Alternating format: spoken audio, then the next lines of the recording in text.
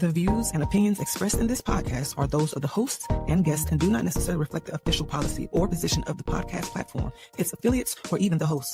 The information provided is for general informational purposes only and should not be taken as legal, financial, or professional advice. The host and guests are not liable for any errors of omission in the content, nor for any losses, injuries, or damages arising from the use of the information provided. Listeners are encouraged to seek professional advice relevant to their specific circumstances.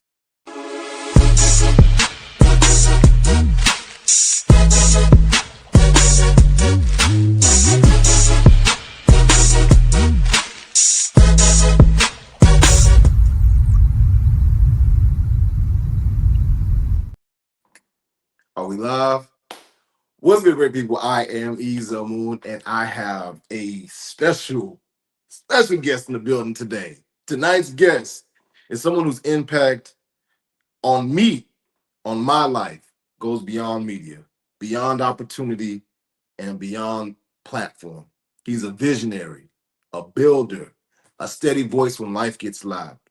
Many people know him as a media mind, someone who has worked in radio, someone connected to the He Said What Network, and now the founder of the United Front Network, the very platform that gives a frank conversation a home. But for me, this is also someone who has poured into me personally. When I had ideas, he helped me shape them, from Moon Man Moves Monday to the very introduction that just played. When life felt heavy, he's talked me off the ledge more than once.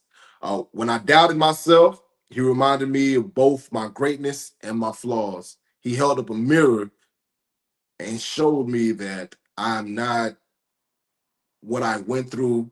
I'm not who I was. I am becoming the version of me that I've always wanted to be.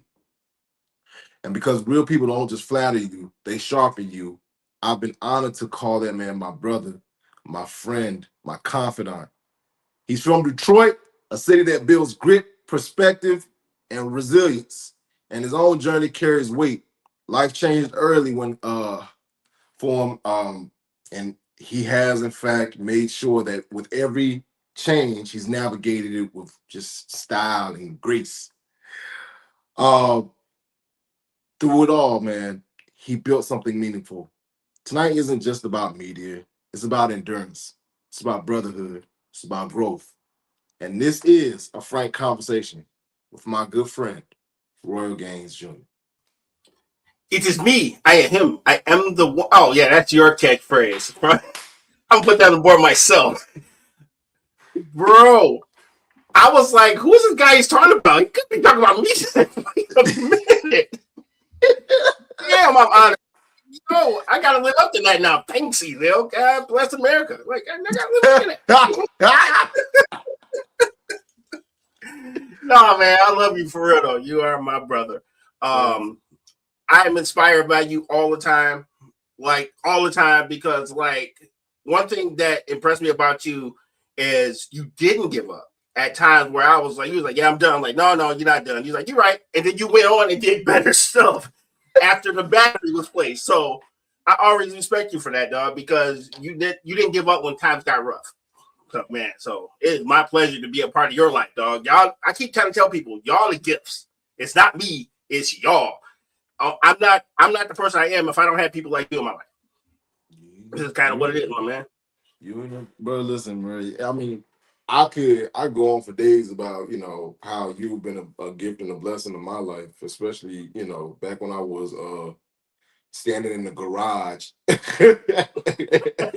the phone with you, just going off for hours.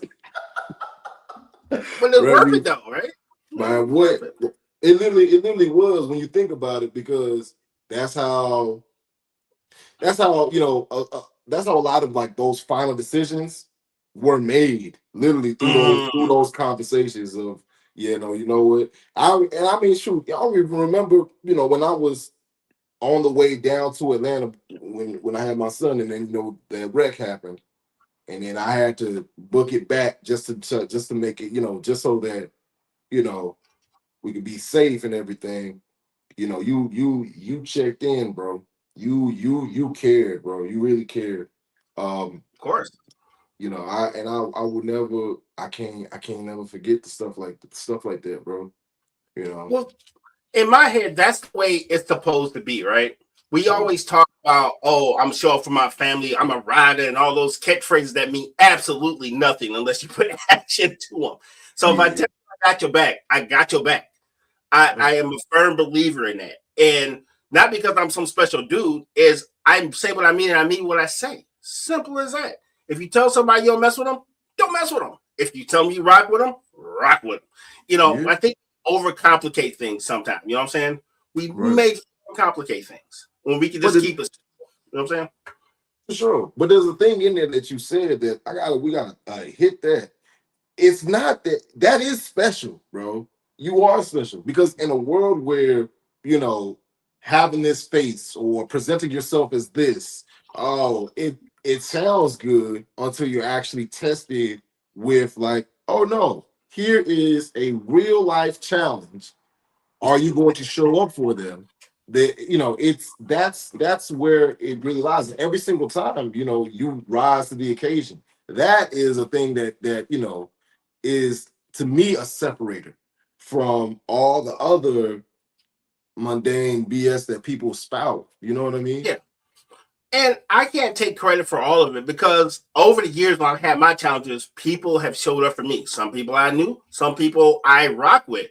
So there's always been someone there that has said, hey, come back. We need you in the game. And I can't, everything I do from here on out is just showing thanks to everyone who protected me, the people I seen and the unseen people who had a hand in keeping me together. Because I didn't start out like this, and it's Right. always a work in progress. And I have my own dark days, but I realized there's something bigger I'm fighting for. And until I discovered that, it was like, yeah, whatever. So like I said, this it's y'all. You know what I mean? And a lot of people watching, shout out to y'all.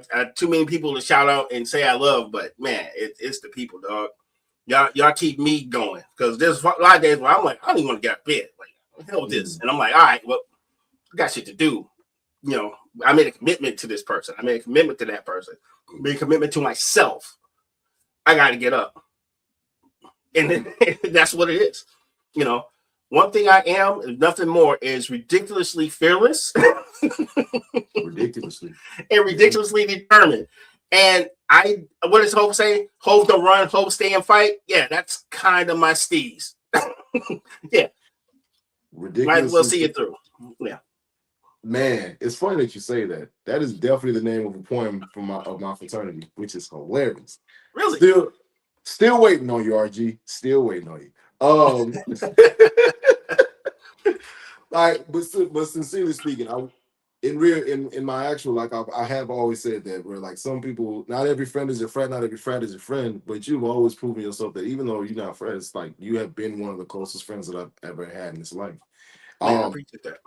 I did want to get into, some of the things that you mentioned. How did, starting the United Front play its part in, those commitments and that mindset that you have, being ridiculously fearless. So I'll put it like this: I got fired on my day off, like Friday. It's from the old podcast company. I was literally planning out with the owner of that company, and we were a couple hours from starting a new season, and then I get an email like, "Hey, I don't want to do this anymore, and y'all can keep doing it if y'all want to." And I'm like, "Well, you're kind of the owner of the company, so if we don't have your blessing to work on your IP, then what are we doing?" So Right. technically, I'm fired. I can't just take your vision and just run with it because I'm here to help you push your vision. I'm not here to just run it on autopilot while you decide what you want to do. Right. So at first, honestly, I was going to retire from podcasts. So I'm like, you know what? We had me and Mike and the people in that. We had a great run. I'm Mhm. cool. And then the ancestors got on my ass. I started getting dreams from people I ain't seen in years. So it's like, no, no, no, no, come on back. Come on back. And then when I really sat down and thought about it, I went to college.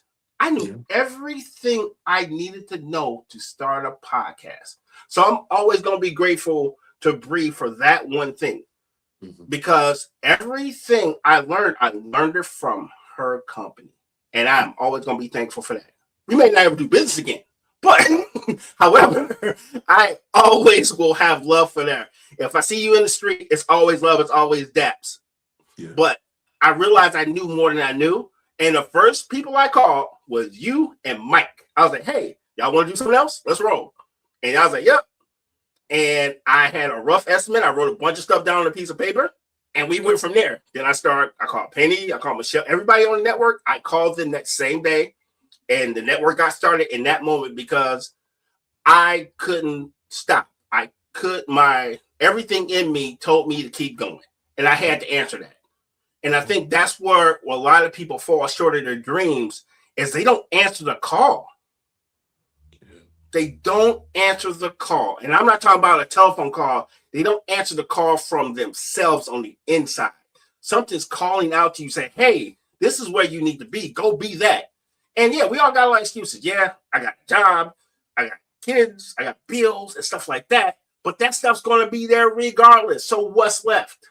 What's left? It's what you got in here and what you can give to the world. Because all those things are going to be there. So that's how we got started. I had a dream. All my ancestors got on my ass and told me I couldn't quit. And then I was like, fine, I need an army. And then I got on the phone and found an army.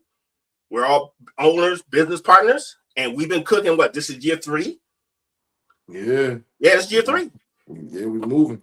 We moving, bro. We moving. Yeah.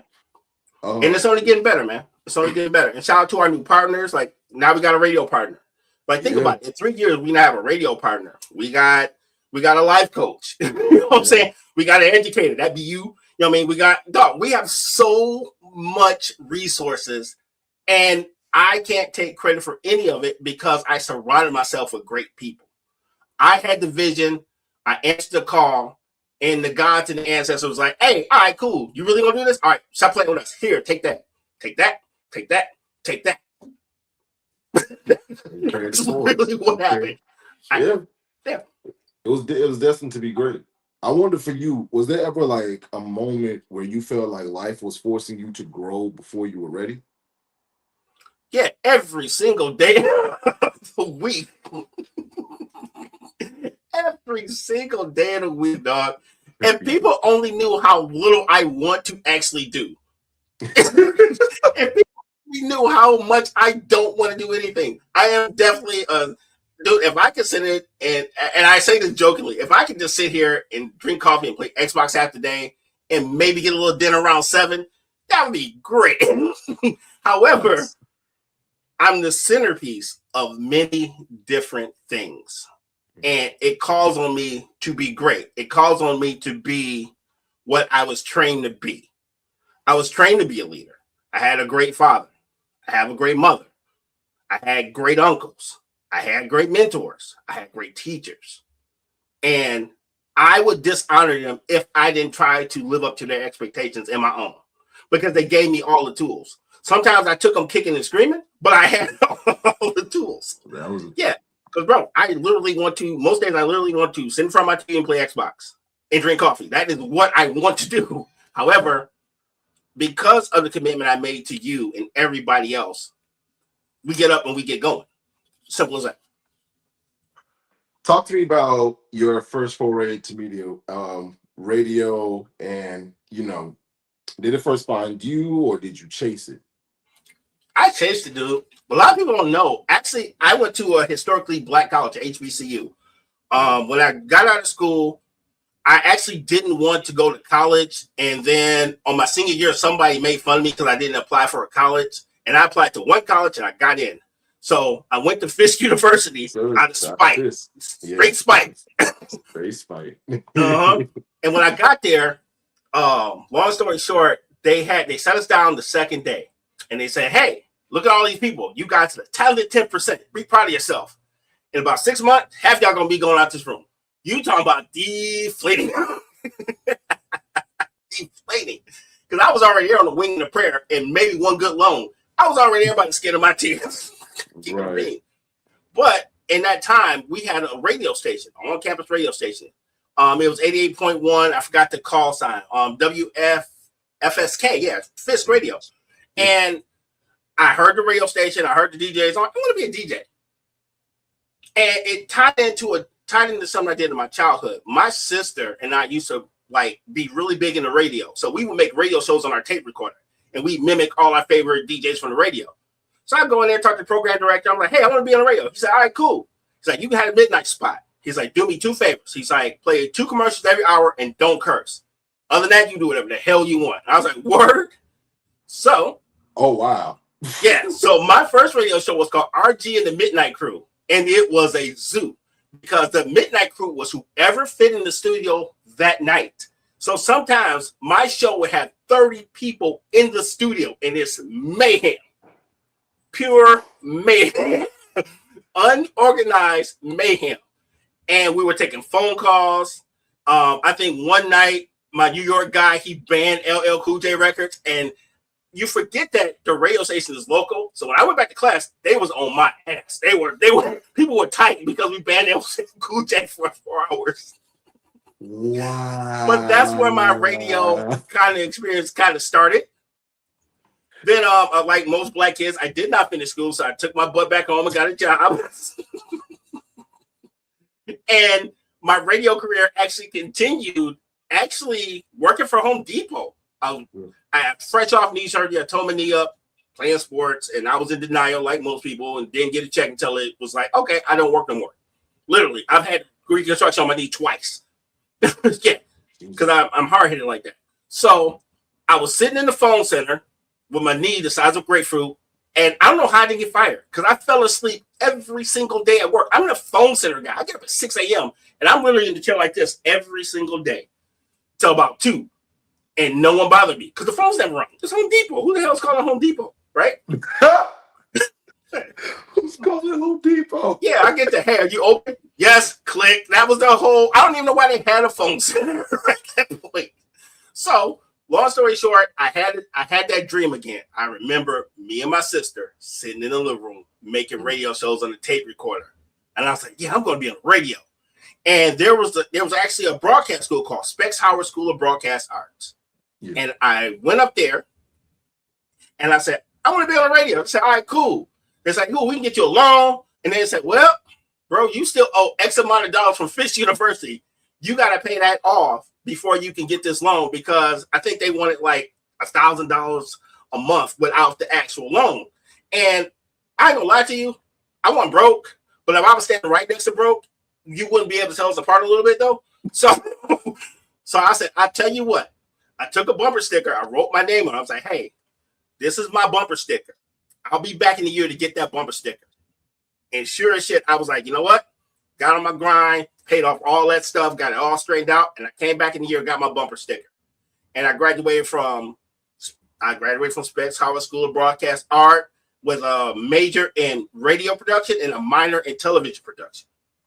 Wow. And then from that point, I was time to get a radio job. So I pretty much had a 4-tempo, the old school 4-banger with the fake rims. Yeah, that was me. I was one of those guys. I think the system was probably 10 times more than the car was worth, but it ran like a mug. So to get myself on the radio, I did guerrilla marketing. I took 65 demo CDs and I sent it as far as my car could drive. And I ended up getting a hit. One problem. It's in Saginaw, Michigan. That's 100 miles away from my house. And you know what I did?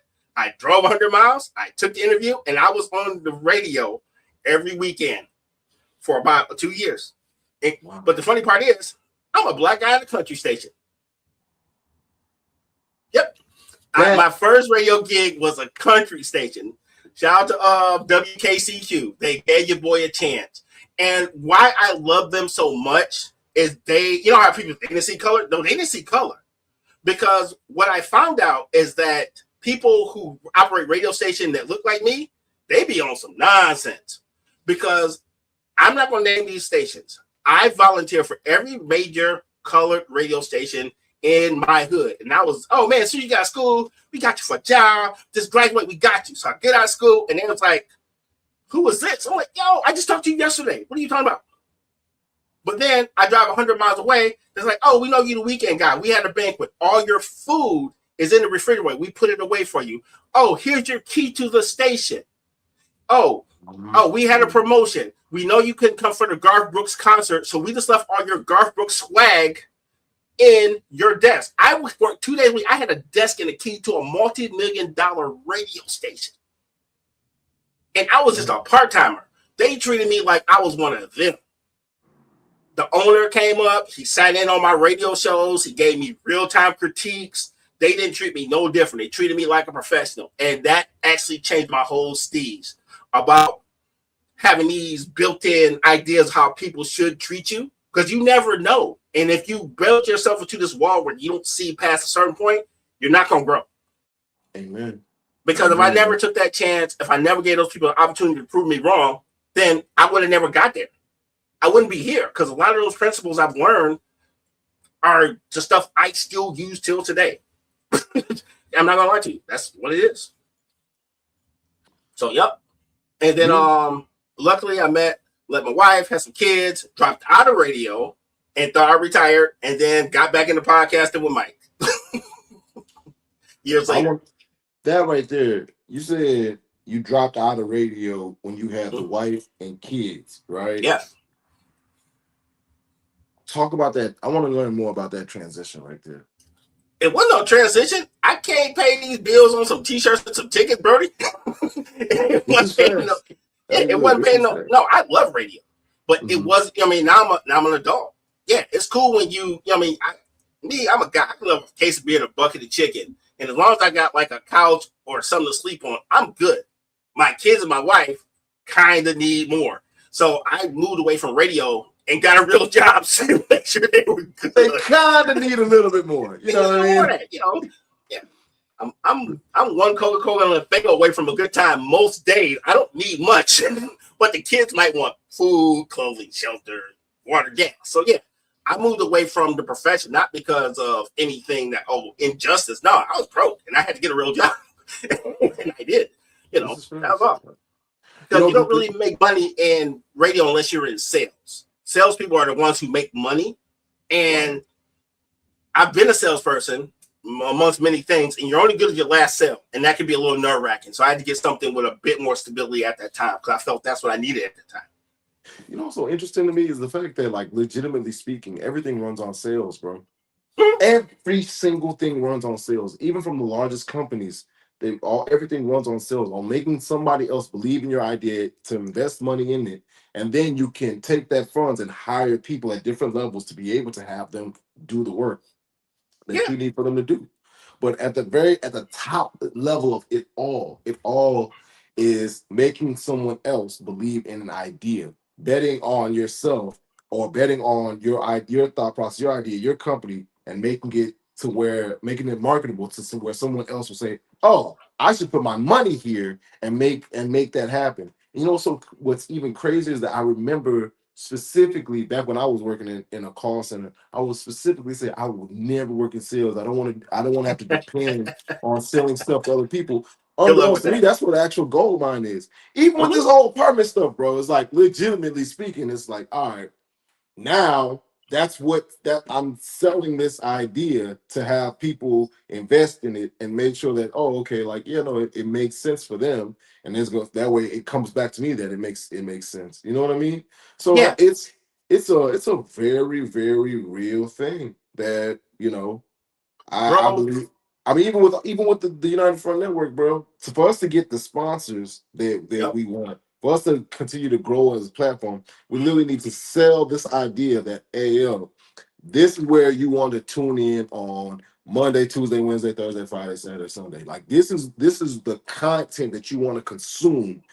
And this is where you want to lend your ears, not just because you know us personally, but because the conversation or whatever is being exchanged here is what will positively impact your life, your wellness, or whatever, for you. You know what I mean? It's literally just appealing. It's literally appealing to each audience member and making them feel as if, like, oh, okay, I have a vested interest inside of this show because something inside of it resonates with me. And it's literally selling an idea, it's where it's like we've moved from other things being the product and made the product ourselves. You know what I mean?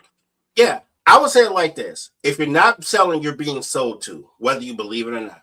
Facts. I don't care if it's a grant. Facts. I don't care if it's I don't care if it's potatoes at your grocery store. You're either selling or you're being sold to. You got to sell people on the ideas. You have to sell people on whatever. Like when you fill out a grant, you're selling the idea that you can help people. It's not like, oh, you just begging for money. No, you're selling. It's everything is about selling. And I don't mean that in a dirty, dishonest way. You have to carry yourself in a way where people will believe in what you say, and then you have to back that shit up. And that's where people fall short. Exactly. So that's one reason I'm the same guy on this camera as off this camera, because I have to live with the imagery I put out there. I am selling the idea of myself. And the only way I can do that is by being honest with myself. Am I rich? Not yet. you know what I mean? It's a lot of stuff, you know. So when people say, oh man, I got it made on a podcast, no. Most people don't. They want to, they're talking themselves and selling themselves an idea they will be successful, but they probably haven't made it yet. Yeah. It's kind of like when I go back and I listen to older rappers, a lot old raps, you know, from all of our like greats, right?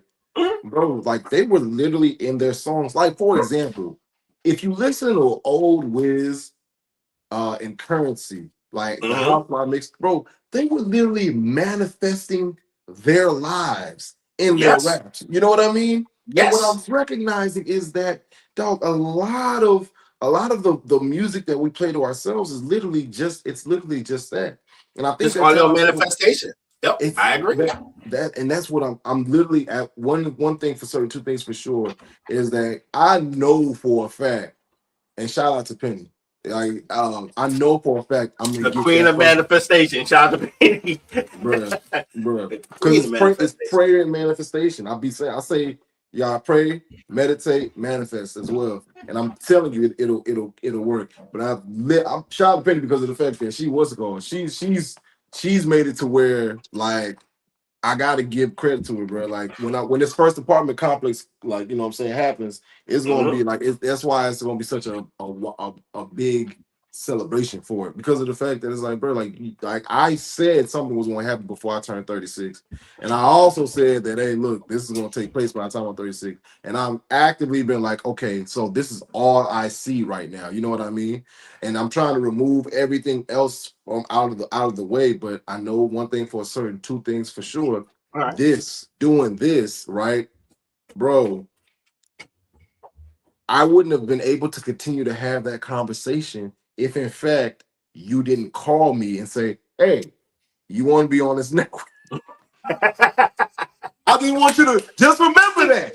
Just remember that. So when that check hits your mailbox and you like, what the fuck is this?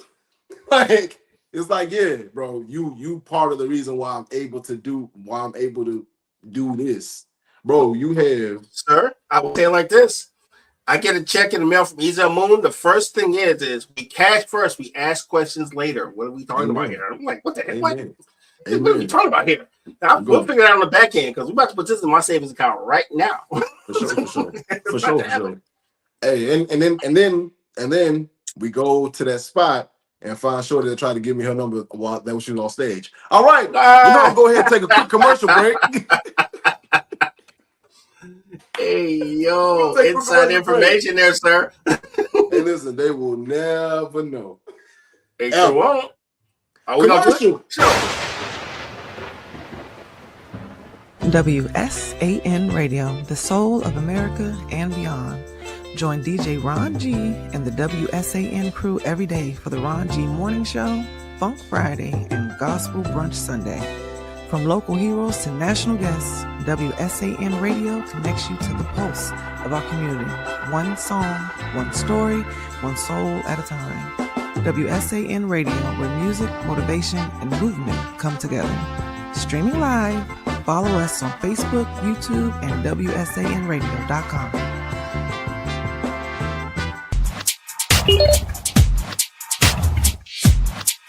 Got me together with this two-piece. It's the good leggings, no see-through business.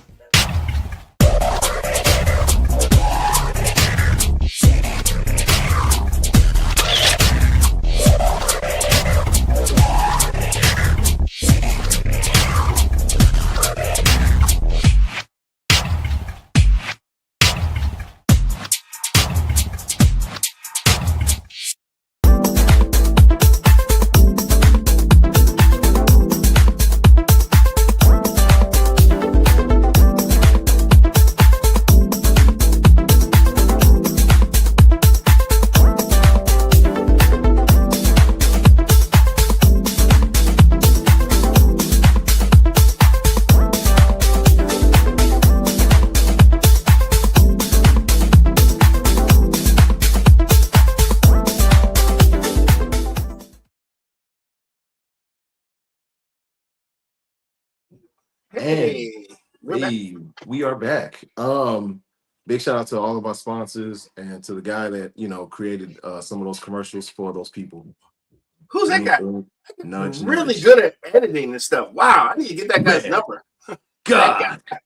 Listen, you guys, if you need his contact information, you just let me know. I promise. He's closer than you think. Mm-hmm. In fact, you can email him at weareunited@myhouse.com. Emails monitored all the time. This guy's amazing. So awesome. Before we continue, just in case you are just tuning in because of the fact that you saw my shenanigans on Instagram today, April Fools. I'm not married. I'm going to tell you right now. Someone called me and said, "When he get engaged?" I'm like, "He's tooling with you." Someone actually called me to verify. I'm like, "No, bro. Listen. no, no, Listen. sir." So my phone is. I'm gonna send you a screenshot of my DMs. That it got bad. I keep Good getting gravy, cussed man. out. I really believe that there's a group of people that are dedicated to making sure that I'm single for the rest of my life, bro.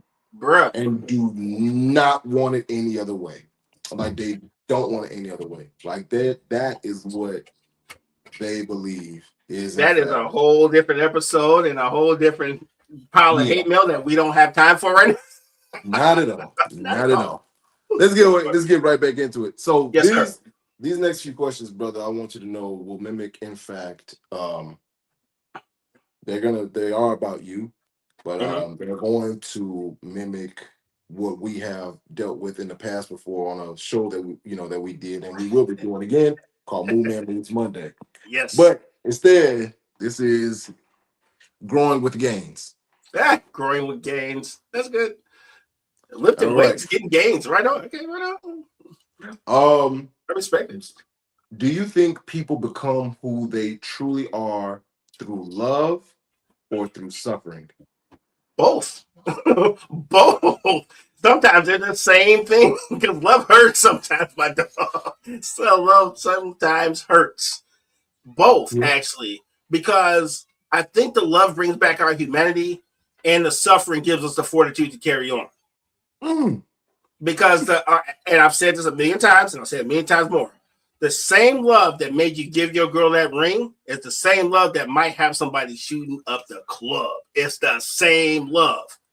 It's all in what you do with it. Love for your homies, love for your woman, love for your kids, love for life, love for death. It's all the same emotion. It's how you use it. I think because of the fact that it gets applied in different areas, that's what makes it different.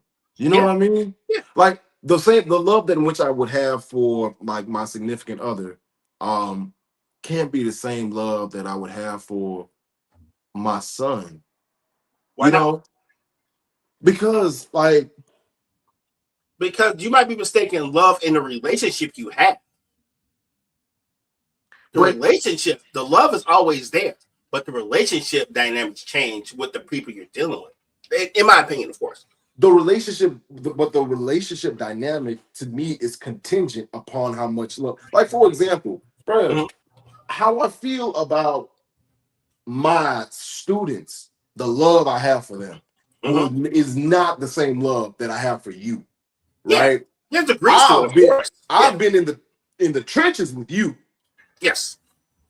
I love them out of the fact that, hey, as the man that has experienced being an educator, as a man that has been a custodian of people's lives, I in fact I look them in the eye and say, hey, I love you and I'm going to be there for you.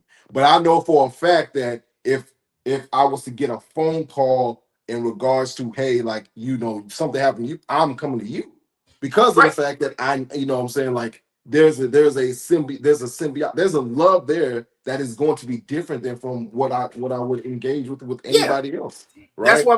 That's why there's different levels of relationship, there's different levels of love. Yeah, you can have love for everybody, love for man, love for dog, love for air, but the relationship is what level of love you get to.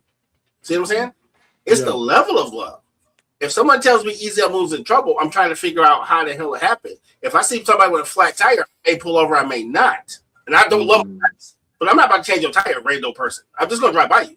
Just saying. It's a big difference. I still got love for you. I'm just not changing your tire. Sorry. But if you still calls me, I drive across the country. No problem. You know what I'm saying? It's the level of relationship you have. Right. It's all love. What you got? Suffering, though. Like, I believe that if you suffer with, I feel like, bro, suffering with someone can create some of the most interesting bonds ever. You know what I mean? I used to really believe that if you suffered with someone, then you would in fact like that. That's something that you can't take that away. But I've come to terms with the fact that you can go through hell and high water with someone, but they can still leave you at the drop of a dime. You know what I mean? Oh yeah, absolutely, bro. De La Soul said pain's gonna make it better. And so you have I think what we get, right? We see people's in journey, right? We see this person, now they got the rollie, now they're here. They live the way we perceive ourselves to live, but we don't know what they did or what they suffered to get to this point. And when you hear the backstory of some of these successful people, I'll never want to deal with that. Oh, no. You keep that story to yourself. That sounded horrible. I will take my suffering 24/7. Because some of these people really did have really horrible things happen to them, and this is the end result.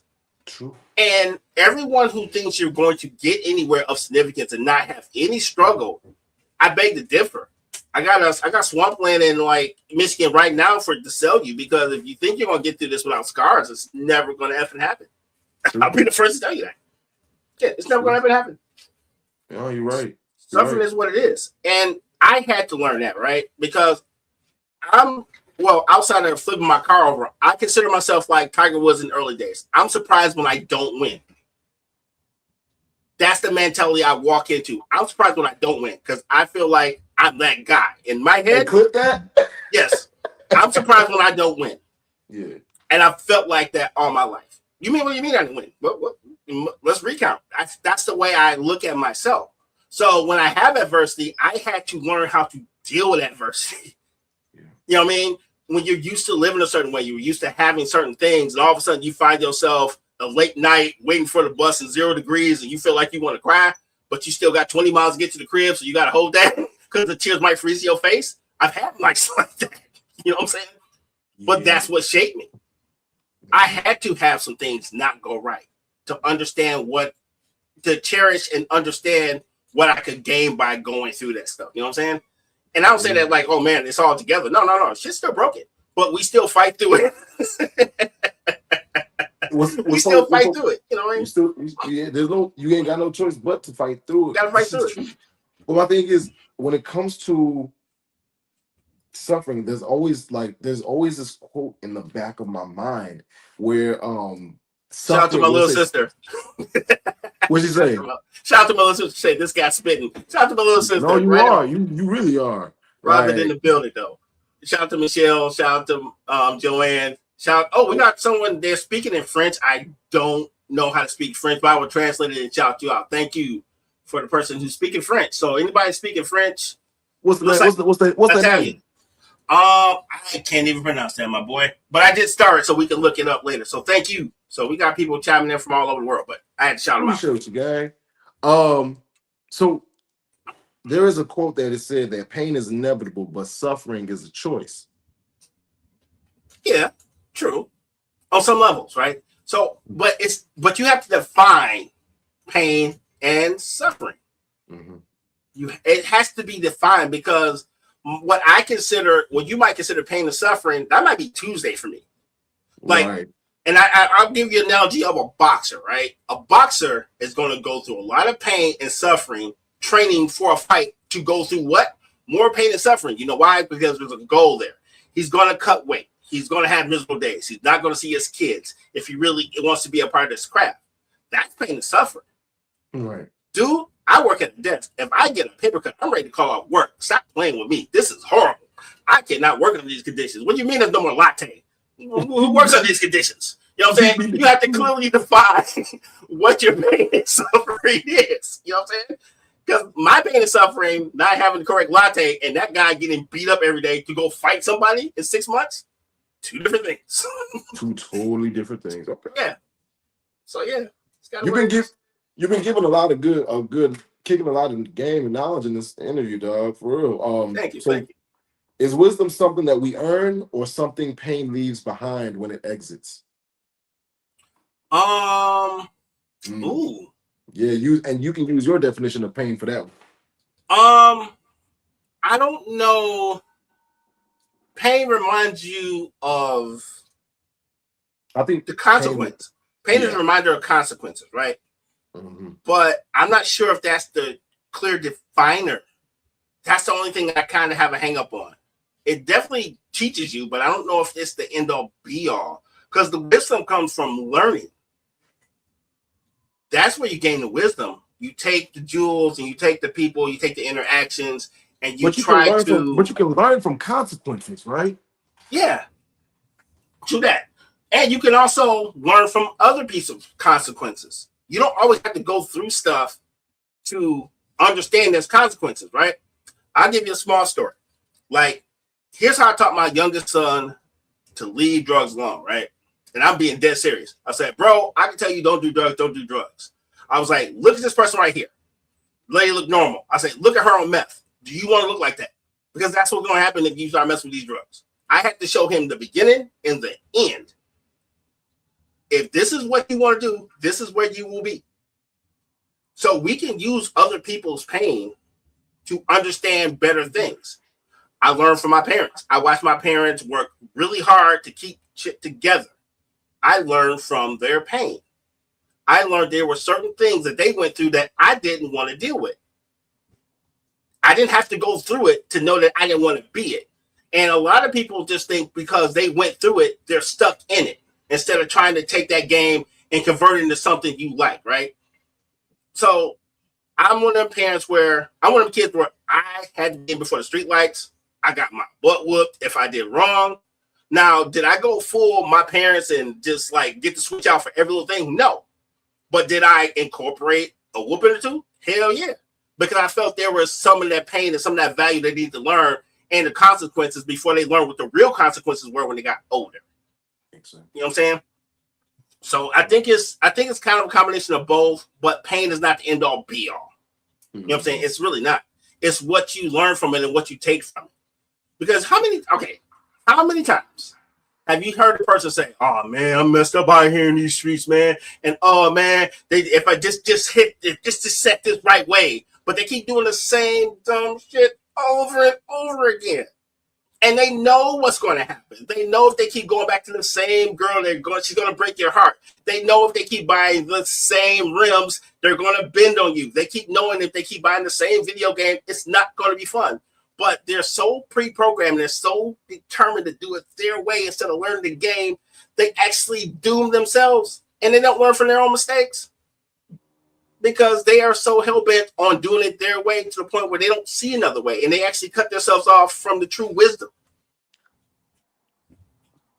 Sometimes being stubborn is a bad thing. Sometimes not understanding the bigger picture is a horrible thing because you'll keep bumping your head against the wall over and over again and still end up in the same space and still be just as miserable as you was 4 days ago. Don't happen.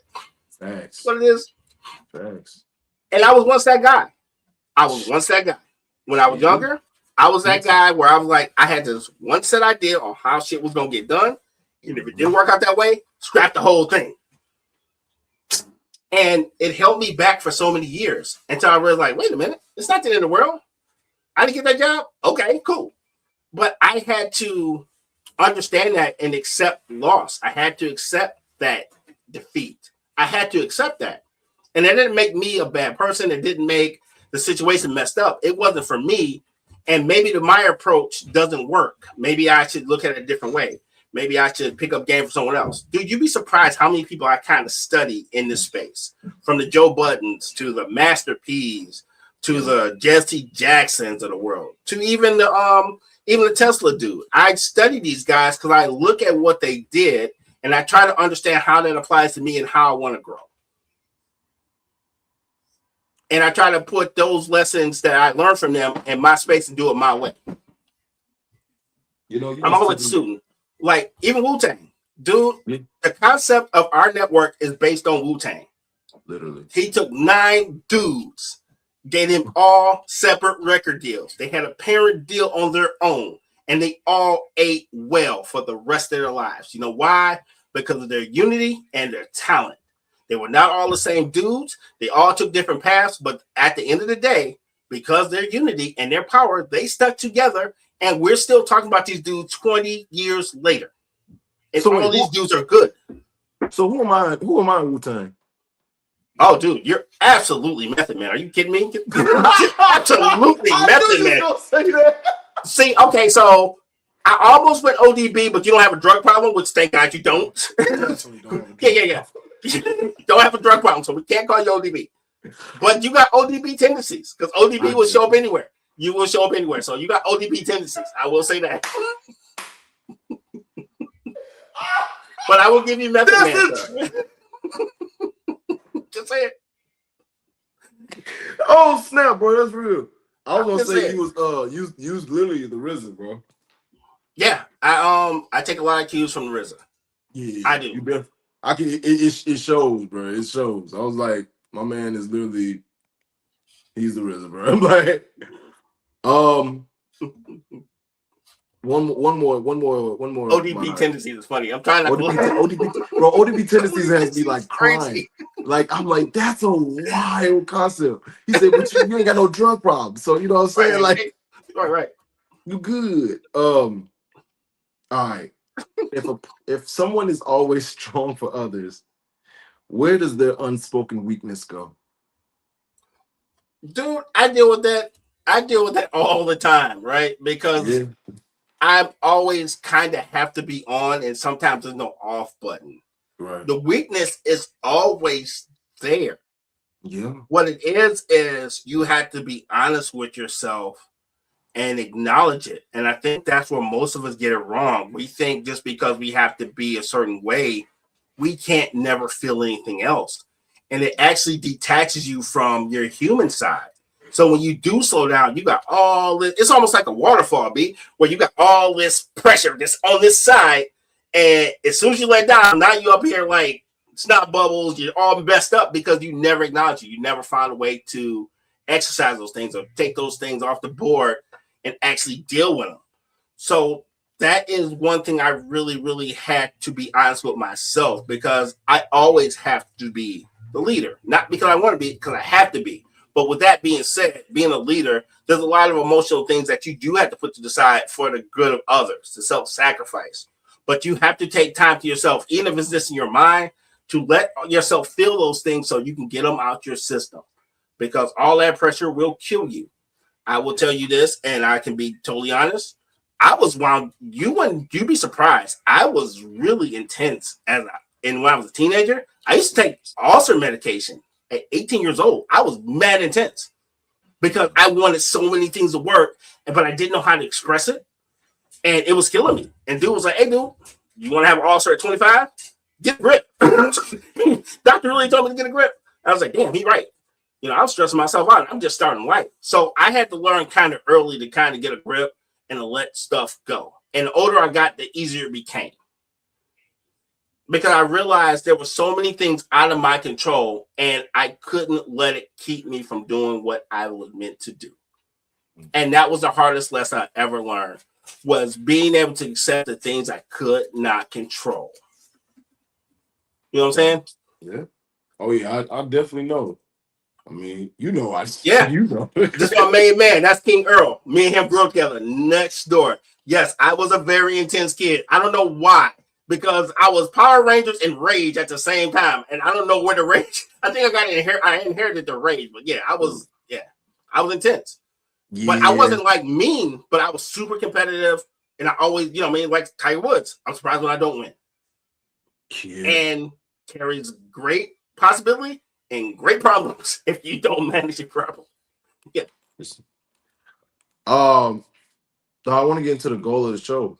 The reason why I do this, which is philanthropy, garnering support from the audience and putting it towards a charity or nonprofit that you care about.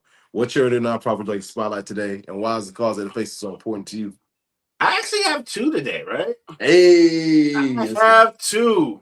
One you need money for, one you do not need money for. I'm trying to see where it is. Where am I? Oh, yep. My friends and family, a sound of my voice, there is a company called Forgotten Harvest. I'm not sure if they're all over the country, but I know they're here in Michigan. If you don't have money, you can volunteer. If you know someone that needs help, you can go on that website and get referrals. So right now, food is mad high. You know, you got to make a decision between the cheeseburger and a tank of gas. It's kind of ill out here. Everybody needs help. If you know someone needs help, give them this website, and they have resources to get you food. A lot of churches, a lot of companies use Forgotten Harvest because what they do is they take the surpluses from the grocery stores and they give it out free of charge. You just got to find your spot, pull up, get the hookup. If you are a person that says, hey, I got my bread, I don't need that, give it to somebody who does. Yes. Passing out information that helps the world is a good thing. So even if you got it like that, cool, I'm happy. But make sure if you know somebody who don't got it like that, who does need a little help, give them the website. It don't cost you nothing to be cool. So please invest in Forgotten Harvest. Shout out to those guys. I've actually volunteered for myself a couple different times, and it was pretty dope experience. Actually took the kids there, and we actually volunteered our help. So if you can't give loot, you can give time. If you can't give time, give them information. It all counts.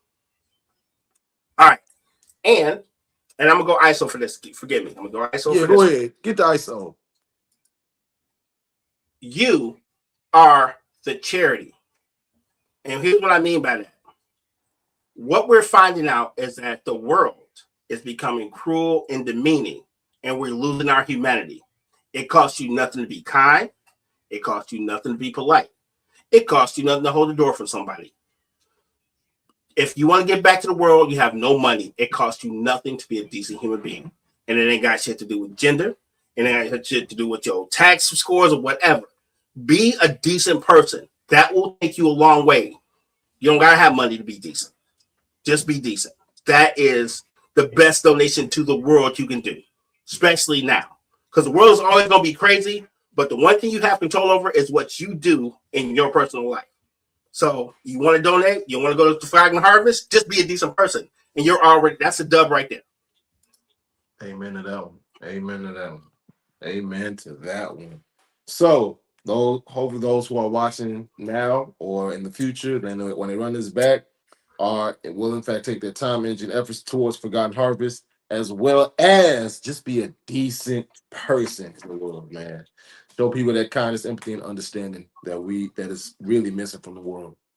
And then people will actually be redeemable. Call back. See, I stayed away from it. Matter of fact, look. All right, you like to close out with words of wisdom, as you know. What words of wisdom would you have for someone who, in fact, has committed what we would consider irredeemable acts? Ooh.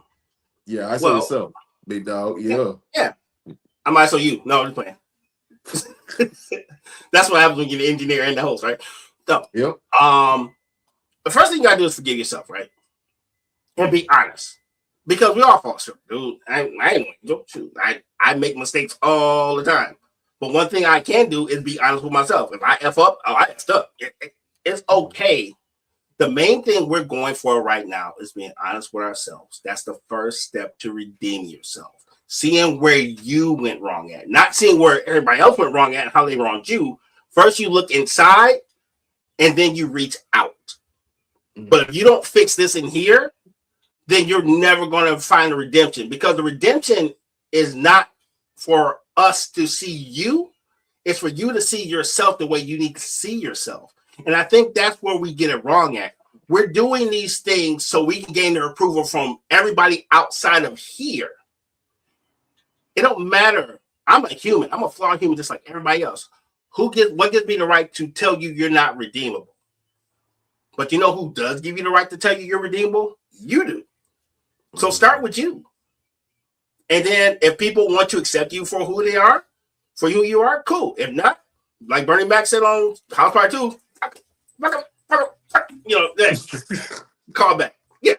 Because it don't matter. The main thing you're doing is finding redemption within yourself to live the better life you're supposed to live. Simple as that. Amen to that one. Amen to that one, my brother. Man, you know you know how to do that thing you do where you drop the knowledge and are a good human being and let people know that hey, I got it all up here. I appreciate that, my guy. Thank you for bringing your energy, your effort, who you are to the show. You already know what I'm finna do. I'm about to say Mm-hmm. some. I'm about to close it out. So see Can I you take after. myself down? Yeah, go ahead. Okay. Because every time I turn around, I keep cutting him off when he be talking to his guests. So I had to ask He him this. definitely does. I want y'all to know that. Like, that's a real thing. And I want to give a public apology to so many people. They're probably like, bro, like, what happened? What did I do? He just don't he rocks with you. We all rock with you. It's just, Yeah, Hey, because somebody doesn't really give me an outro cue. He'll be acting like he's about to I close should. and he'll say something else. And I'm All like, right. but anyway, All I'm right, I'm gonna gonna take start myself doing down. the outro cue is gonna be this to them. But then again, that's kind of like my outro cue, like, well, I do peace and then well, and then I turn and you be like, okay, that's the outro. So what's my outro cue for the people? I think that's gonna Ooh. be it. That's gonna be the outro cue. Oh no. All right, y'all. This is live, so I just want y'all to know Yes. this is literally how this goes. Literally, all right. That's gonna be my outro cue to them. So for those of y'all who are watching this, you know what the outro cue is now. Do it one more time. You broke up for a minute. Say it one more time.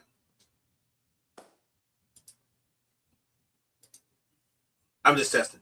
All right. All right, Outro. you ready? Yes. All right. All right.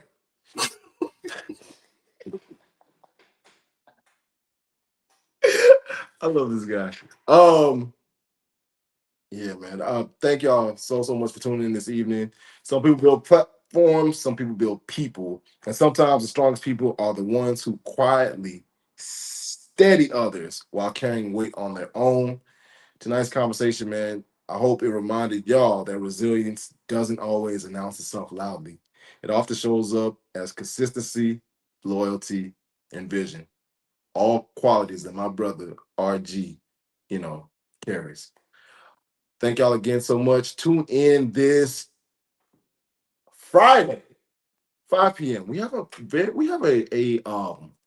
special interview that I think that you guys will definitely enjoy. So tell a friend to tell a friend. We have a frame conversation on this Friday, and we'll be back to our regular schedule next Wednesday as well. We have another amazing guest too. So see you then. I'm Ezel Moon, and I'm not doing it unless it's fun and it helps people. Peace.